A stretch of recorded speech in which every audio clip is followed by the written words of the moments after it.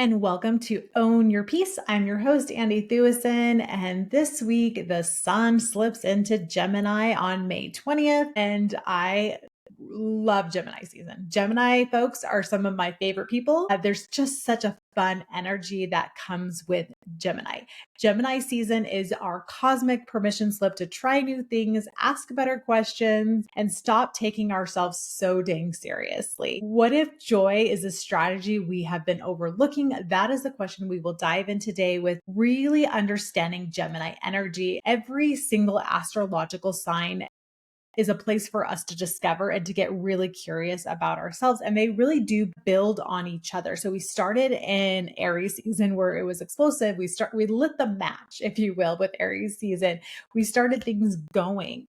And then we moved into Taurus, which was really grounded, very slow moving, and very sensuous energy of Taurus season, where we're slowing down a little bit. We're grounding things in from that explosive Aries season. We kind of needed the break from so much commotion and boldness. And now we're moving into Gemini season, which is all about play. It's all about fun. It's all about communicating and using our voice to take this evolutionary, process of ideas coming in with Aries, grounding them in, setting intentions, planting those seeds in Taurus season. And now it's time to move forward with action and intentionality and with fun and play. And so that's where we're at right now on the astrological wheel of the year. And I'm so excited because Gemini, like I said, I love my Gemini peeps. They are such a fun vibe. I always like to explain Gemini energy as these very youthful, very playful, energetic type. Geminis kind of have this like natural youthfulness to them. So if you have a lot of Gemini placement, not just even sun, there's going to be this unique youthfulness to you. You're always going to look a little bit younger. You're always going to come across a little bit younger. I call them like our fairies. They're just this youthful unicorn energy. It's a playful energy. So just think about all the Geminis in your life or the people you know who have really strong Gemini placements, because that's kind of the energy that Gemini provides based on that placement. So Gemini is a mutable sign. So we went through the heaviness of fixed sign, Taurus. Now we're moving into mutable signs. And mutable signs are when we're kind of in between seasons. So spring's kind of winding down. We're getting ready for summer, and those are our mutable signs. So a mutable sign is always that in between season. So cardinal is the start of a season. Fixed are we're firmly in that season, and then mutable is that changing in between. So what does that mean as a mutable sign? As a mutable sign, they are able to be very adaptable and able to pivot pretty quickly. So in a lot of ways, Gemini also mirrors manifesting generator energy, where they move pretty quickly. They're very intelligent, and there is a lot of pivoting with Gemini energy. So if you have somebody who is a Gemini manifesting generator, they love movement. They like to change things up. They're going to need a little bit more variety in their lives. They're not going to want to be so mundane in what they do. So some things to think about as we're moving for this. Think about where you're resisting pivoting. Where are you like really stubborn in things? This is the time to kind of mix things up and be very adaptable, very curious during this season. I have my Mars and my Venus and Gemini. So these are energies that I'm very familiar with. Venus is how we love, what we value. And then Mars is how we take action in our lives. Where is our passion? What drives us forward? So I do those things with this very playful, fun Gemini energy. So the energy of Gemini season, again, we've talked about this, is that mutable energy. It's also an air sign. So air signs are very much communicators. They love to share ideas. They're very much in that headspace. Gemini is ruled by Mercury, the planet of curiosity and communication and short-term shifts. So this is not a season for heavy decisions. It's really for exploration and curiosity. It's a time to follow your fascination, follow new ideas. Really allow yourself to be more playful and light and fun this time of year. And you're really going to really sink into this energy even more so when you flow with it. So if you have a lot of fixed energy or a lot of cardinal energy, this is going to feel a little fish out of water for you, because especially if you're fixed, because fixed have a hard time changing. They're a little bit more stubborn, a little bit harder to move and shift. So Gemini season can be a little bit trickier if you're not used to pivoting and having a lot of mutable energy on your chart. So, some things to think about. I want you to really use this time of year to really focus on fun and light. This is playful energy. It's where we go to have fun. This is a really fun time of year. School is getting out, summer's getting ready to begin. It is a time in so many ways. And even the astrology is supporting that for us right now.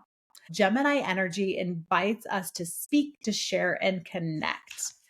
During this time of year, Gemini on our chart represents where we like to communicate, where we need communication, where we need mental stimulation, because that is very much Gemini energy. So, wherever it is on your chart, whatever house it rules is going to be a place where you want communication, you want that mental stimulation, you are more curious in that sector of your life. So, moving through all the different houses, and the first house, if you're a Gemini rising, you're going to appear to everyone else as really communicative, very curious, very like people are going to pick up on that, because remember, our rising sign or our first house placement is how the world perceives us. You have this playful youthfulness that you have brought to so many different reiterations of you. So keep that in mind. In our second house, you're going to have a lot of mental acuity with your finances. Maybe you are investing in new things and new innovations because you are very forward thinking. You might be pivoting a lot with your money, or doing things differently, or thinking about things in a new way,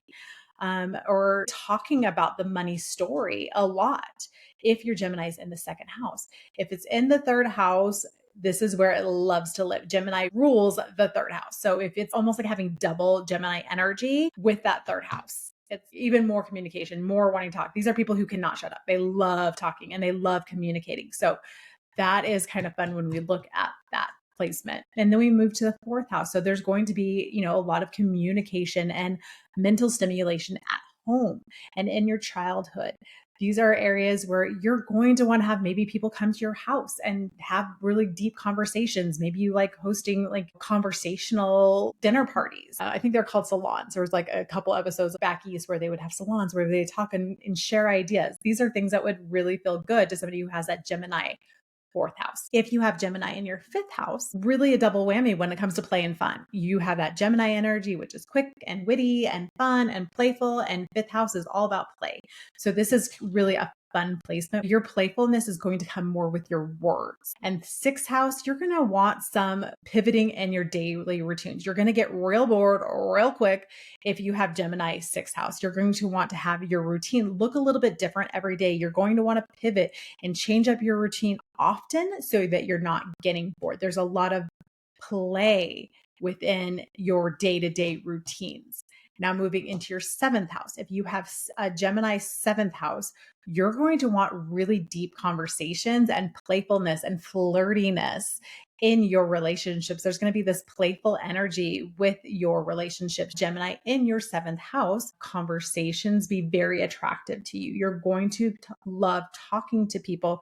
These are people who are going to have a lot of fun with their relationships. And that's really important to them. Speaking as a Gemini seventh house myself. Now moving on to the eighth house. And this is the eighth house is a little bit denser energy because it's where we have transformation. It's ruled by Scorpio. So you're going to have a lot more fluidity and playfulness with your transformations. You're going to want to do things more from a curiosity standpoint and diving into those depths with a playful curiosity and not as much seriousness with that eighth house placement. You're going to be more playful when you're looking at the tarot or when you're looking at astrology and human design and these things. You're just more curious about learning about these things in that way. Moving on to the ninth house. Ninth house is our philosophical house. It's our travel house. It's where we expand our mind. So Gemini is going to love it here. It's going to love it learning and being curious about diving into deeper realms and deeper understanding of ancient wisdoms, and also travel. Geminis love travel too. They love that curiosity and learning about new things. So it really loves being there. And then we move to Gemini in the 10th house. You are a person who might build a name for yourself with sharing your voice and being very communicative. I would think that somebody who has Gemini in the 10th house would do well with podcasting or video production or putting yourself out and sharing your ideas and the way that you see the world. Now, moving on to the 11th house, which is all about community and building something that serves the collective. So Gemini might have some unique ideas here, ways to see things differently, a deep curiosity of how we're doing as a collective and how we can do better.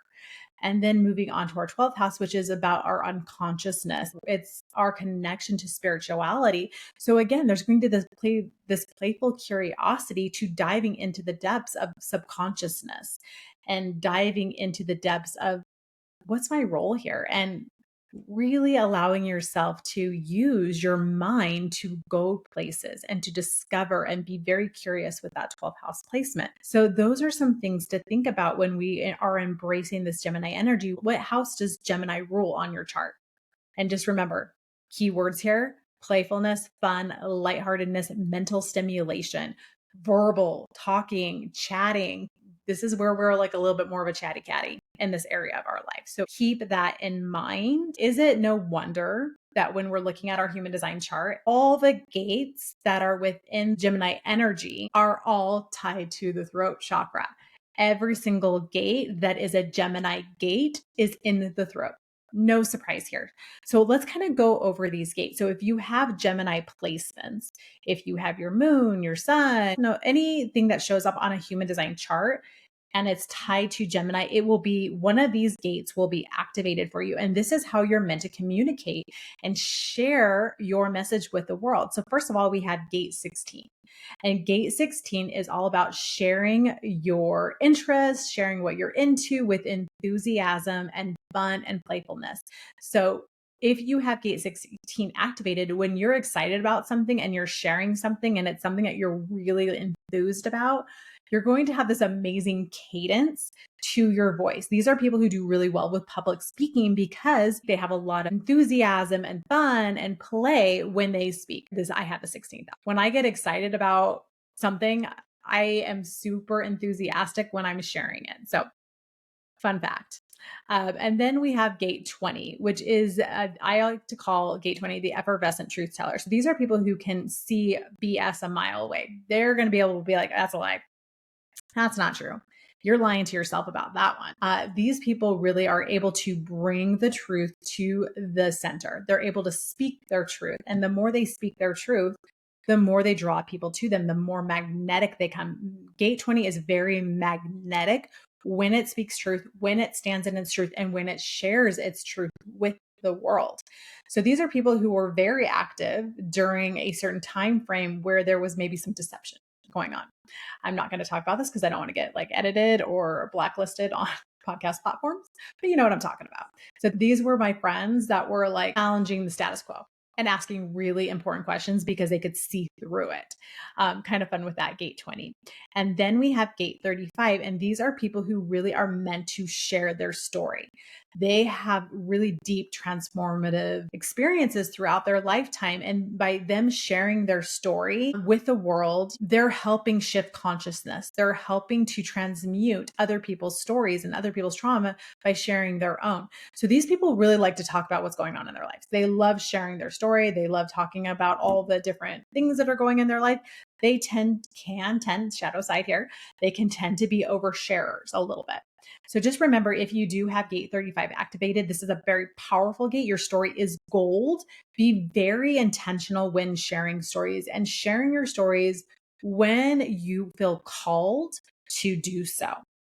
And then gate 12 is another one that I like to tie to public speaking because it's a very strong performative gate. When you speak, you have this power and intentionality in your voice, and people are drawn to you and your voice with this gate 12. So some cool things there. And with gate 45, that's the last gate within, the Gemini wheel. And gate 45 is all about directing traffic and knowing how to direct people and getting people to listen. So this is a very much leadership gates, but it's leading with your voice. And people really listen when you speak, when you have gate 45. So it's really something important to look at there. I love talking about the gates within Gemini and how when we understand that that is a Gemini gate, there is going to be that curiosity. And again, you're using your voice here. It's no wonder these are all tied to the throat chakra. So this week, play with expressing your truth more often. Start small, even in a journal. Maybe find ways to share your voice more and to tell your stories more because you really truly are meant to. Couldn't go through Gemini season without talking about embracing the pivot. Geminis get a bad rap for their duality. We talk about them being the twins, that there's two sides to the coin. There's, they could be two-sided, they could be fake, but I really don't see that with the Geminis in my life. It's not about them being, flaky or fake. They can be yes and. There's a lot of fluidity and a lot of duality with Geminis where they can be shy one minute and very outgoing the next minute. They just are able to play like two sides of a coin almost even when it comes to that. So I want to break away from the bad rep that my Geminis get because Geminis have that kind, curious heart and they will give you the shirt off your back. And there's this playfulness to them. There's this kindness to them. They have really big hearts and they love a good time. So there's so many great qualities about Gemini. Maybe some of those shadow things is they tend to be maybe a little bit more flaky because they are pivoting so often. So keep that in mind. This is a time of pivoting and allowing yourself to just be like, well, that didn't work. Let's try this. Okay, that didn't work. Let's try this. Allowing yourself to move with ideas, move with what's working and what's not working.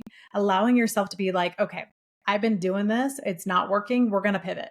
And not being so stubborn and holding on to things like we might have done during Taurus season. It's not about forcing clarity. It's about inviting and asking better questions.